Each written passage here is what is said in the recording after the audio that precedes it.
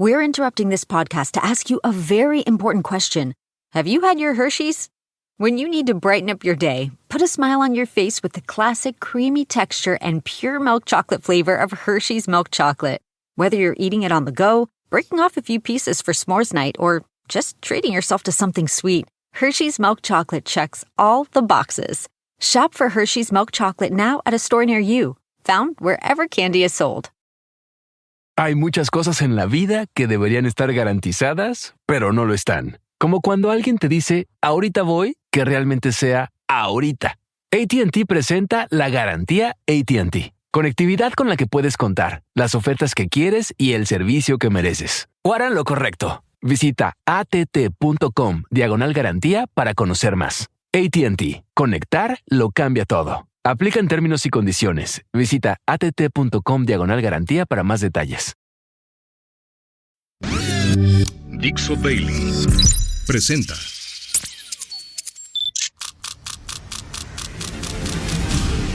La vuelta al mundo en unos minutos. It's a clash between barbarism and civilization. A dangerous world of chaos, death and destruction. La internacional fascista. Yes, she can. Con Nacho Montes de Oca. Bienvenidos a otro viaje en el globo, en esta vuelta al mundo en 5 minutos. Mi nombre es Ignacio Montes de Oca y hoy vamos a ir al universo de los aranceles. Donald Trump acaba de anunciar aranceles del 25% para el acero y el 10% para el aluminio, no importa de dónde venga. A partir de hoy se va a encarecer la importación hacia ese país. Y es un buen momento para reflexionar un poco y para explicarte cómo funciona esta cuestión de las tarifas y de las barreras arancelarias. Lo primero que te voy a contar es que ni siquiera es una idea nueva. En el año 2018, durante su primer mandato, Donald Trump también aplicó tarifas, exactamente las mismas tarifas, al acero y al aluminio. Tampoco es una idea demasiado innovadora, ni siquiera para Trump. En el año 1970, James Carter aplicó las mismas herramientas arancelarias.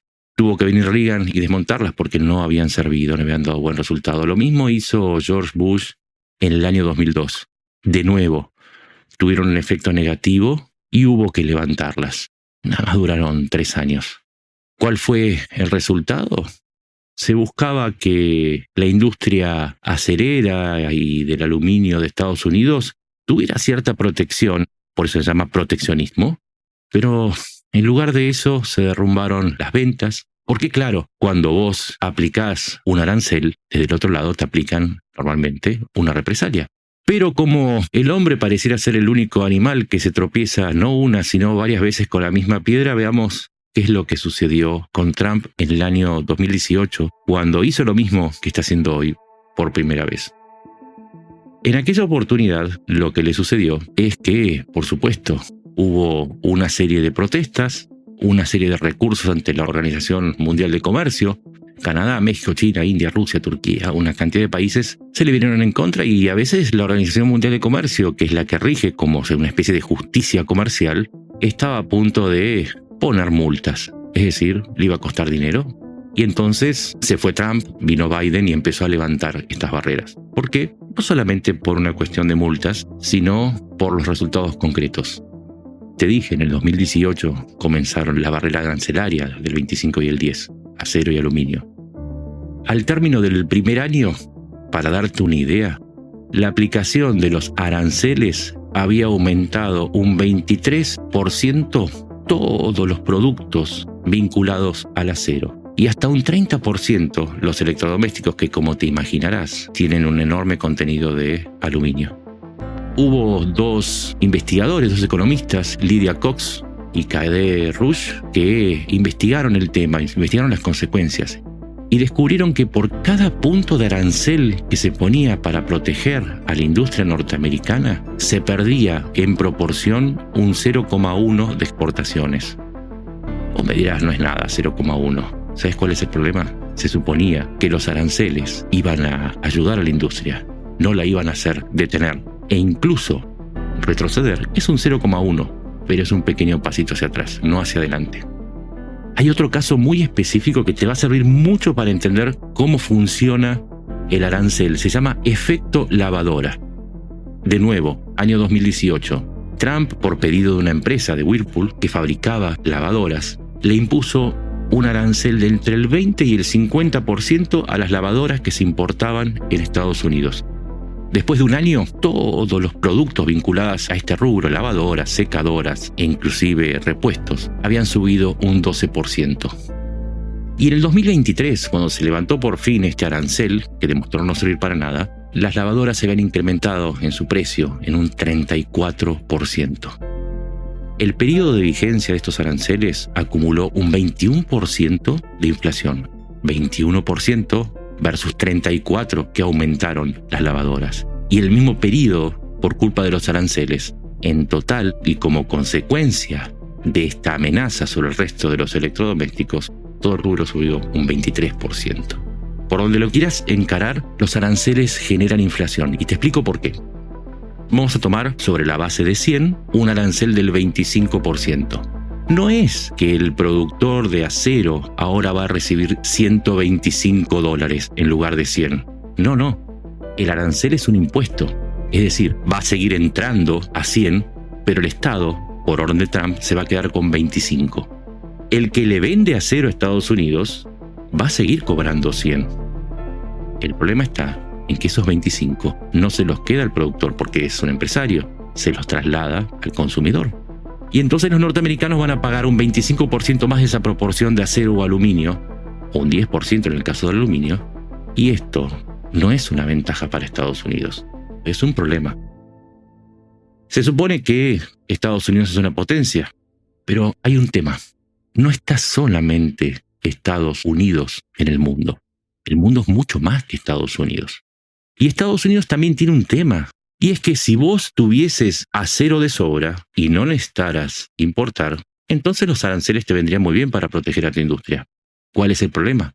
Estados Unidos necesita más acero, consume más acero del que produce. Te doy las cifras. Produce 81.4 millones de toneladas, pero consume 98.8 millones. Es decir, consume mucho más de lo que produce y entonces está obligado a importar. Entonces cuando tiene que ir a comprar, lo tiene que comprar a 100 o a 125, porque si no tiene que cerrar la fábrica. Este consumo de 98.8 millones se llama consumo aparente. Es producción más importación menos exportación. Esa es una forma de medir el consumo de un mercado. ¿Cuál es el problema? Esta diferencia en total de lo que tiene que importar son 25,6 millones de toneladas. Es muchísimo. 25,6 millones de toneladas de acero. ¿Cuáles son las principales fuentes de importación de este acero? No te va a sorprender. Es Canadá. 6,2 millones de toneladas. El segundo, tampoco sorpresa, México. 3,8 millones de toneladas. Canadá le provee del 24.4% del acero, México un 14,8%. El tercero es Brasil, 3,58 millones de toneladas, un 13,9%. Y Corea del Sur ocupa el cuarto lugar con 2,39 millones o un 9,35% del total. Es decir, que si vos juntás todo esto, tenés casi un 60% del acero en 4 países. Casualmente Canadá y México, con quien ya tiene bastantes problemas de aranceles. Vamos al aluminio. Está en peor situación Estados Unidos. Consume más de lo que produce. En total tiene que importar 5,4 millones de toneladas y está consumiendo 5 millones. Prácticamente el 90% del aluminio que consume es importado. De nuevo, vamos a los que le venden aluminio. En primer lugar, Canadá. El 58% del aluminio que consume Estados Unidos se lo vende Canadá. Después se quedan lejos Emiratos Árabes Unidos con 347.000 toneladas, lejos de los 3,15 millones, y China con 221.000 toneladas. En total son 17.600 millones. Y acá viene una de las perlitas. Si vos vas a poner un arancel del 10% sobre 17.600 millones, vas a recaudar 1.760 millones. O sea, vas a poner el núcleo de la producción de autos, electrodomésticos, latitas de cerveza, lo que usas para cubrir la comida o las bandejas, todo por 1.760 millones de dólares. ¿Y por qué te doy estas cifras? Para que entiendas que cuando Trump dice te voy a poner aranceles, los países que le venden le están diciendo está muy bien, por mí no hay problema, porque como yo sé que vos vas a seguir necesitando que yo te venda, porque sé que vos no producís lo necesario como para abastecerte, entonces queda claro que yo te lo voy a seguir vendiendo a 100 y vos lo vas a pagar a 125. Y te pregunto, ¿quién sale perjudicado? Es cierto, un país al que le imponen aranceles puede salir perjudicado, pero en última instancia le devuelve el arancel. Es lo que están haciendo todos los países a los que amenaza Trump. Ya recuerdo el caso de Colombia, 25, 25, 50, 50 de aranceles. Se terminó el problema. México y Canadá le dijeron, me pones un 25, yo te pongo un 25% de aranceles. Y se terminó el problema. Porque en última instancia los aranceles son como un boomerang. Vamos a un par de datos para cerrar con el tema, porque creo que ya se va entendiendo que la amenaza de los aranceles es un chaleco bomba, no un misil. Es una amenaza de hacer volar todo, pero también vuela el que hace la amenaza. Cuando se aplicaron los aranceles en el año 2018, no creció la producción de hierro. El hierro mezclado con el carbono producen acero. Es decir, Estados Unidos no aprovechó ese momento de proteccionismo para aumentar su producción de acero, o por lo menos de su insumo básico, que es el hierro. Se mantiene más o menos estable. Lo mismo que la bauxita. La bauxita se procesa y se fabrica el aluminio. Estados Unidos no figura ni siquiera entre los 5 principales productores, ni de hierro, ni de bauxita. Y vamos a cerrar con un dato. ¿Por qué las empresas necesitan comprar acero afuera y no lo fabrican adentro? Por una cuestión de costos. Sale mucho más barato producir afuera y ahora va a salir mucho, pero mucho más barato porque van a poder comprar el acero a 100 y si se mudaran a Estados Unidos para producir, lo van a comprar a 125. Y a eso tenés que sumarle otro costo que está subiendo, que no tiene nada que ver con los aranceles, tiene que ver con las deportaciones y tiene que ver con el por qué las empresas no están regresando a Estados Unidos. Te voy a dar un dato chiquito, pequeño, pero abrumador. Ya sabemos que van a subir los costos porque suben los insumos. Pero los costos, muchas veces, en el caso de los insumos, son menores frente al costo de los salarios. En el caso de los automóviles, el 60% del costo de un auto son salarios. El salario anual promedio en México en 2024 fue de $10.696. En Estados Unidos es de $87.870, o sea, más de 8 veces más. El costo laboral en Estados Unidos es 8 veces más. Ahora le van a tener que sumar el costo de los aranceles en los insumos. La energía, el kilowatt hora en México sale $0,03. En Estados Unidos, 1 centavo. Y en Canadá, 0,09.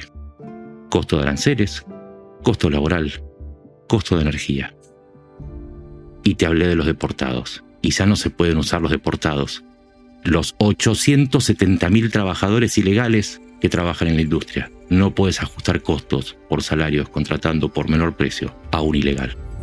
Y entonces, con esto te quiero explicar que cuando los países reaccionan con reciprocidad diciéndole a Trump, si vos me pones un 10, yo te pongo un 10. Si vos me pones un 50, yo te pongo un 50. Es porque está la debilidad del grupo que se convierte en fortaleza. Porque si Trump se pasa amenazando a todo el mundo con aranceles, entonces pierde efectividad el arancel, porque todo el mundo sabe cómo funciona esto. Si yo te lo estoy explicando, vos lo estás entendiendo, imagínate los países que tienen especialistas economistas y que aparte conocen lo que sucedió en 2018. Ya le contaron a sus presidentes cómo funciona esta cuestión. Porque en definitiva, los aranceles son un arma que se empuñan por el filo. Y cuanto más lo usás, más te lastimás, independientemente del daño que le provoques al que está enfrente.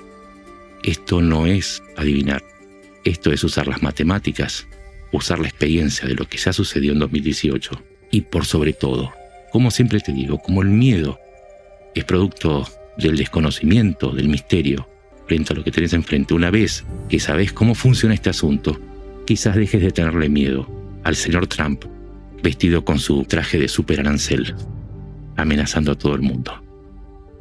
Insisto, los aranceles son un chaleco bomba. Amenazan también al que está amenazando. Mi nombre es Ignacio Montes de Oca, esto es El Globo, me puedes encontrar en X, en @NachoMDEO, o en Blue Sky como Nacho Montes de Oca.